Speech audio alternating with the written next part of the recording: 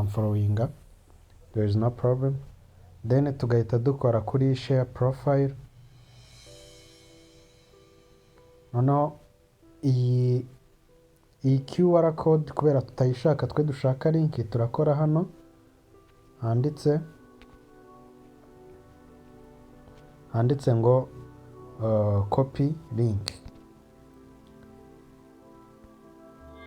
Link tukaba twamaze kuyikopiya, tukagaruka muri YouTube studio, then tugakoramo hano, ubundi tugakora paste. Icyo dukora duhita tuza hano handitse publish,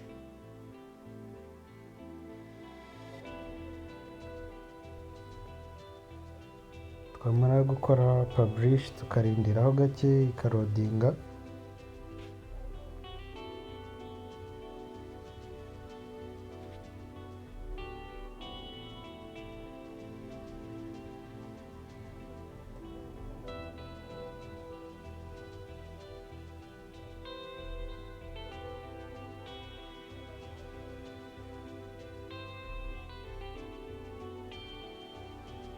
Hanyuma iyo imaze kuyipublishinga, icyo dukora duhita tuza hano muri YouTube.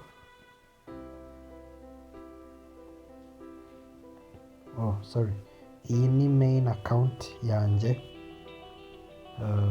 Kadukore switch, ko mfiteho izindi YouTube channels nuko nashatse kubikorera kuri iyi ngiyi, ari nayo nzajya mbagezaho bino biganiro. Twarangiza tugahita tuza hano kuri YouTube yacu.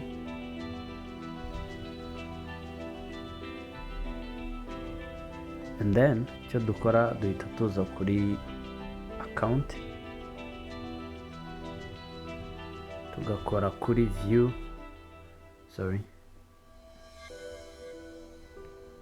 tugakora hano kuri view channel.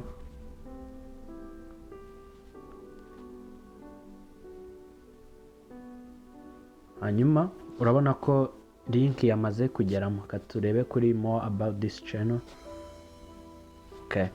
Kadukore kuri ino link turebe tugeza kuri Instagram.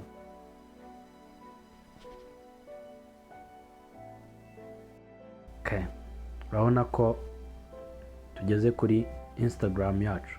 Ushaka twakoresha application cyangwa se tukaguma muri browser gutya, biterwa na preferences zawe n'icyo ushaka.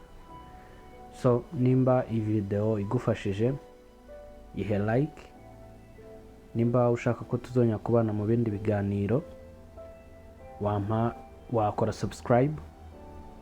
Iba ari inkunga ikomeye cyane kugira ngo nanjye ndusheho gukora ibindi biganiro byiza cyane. Murakoze.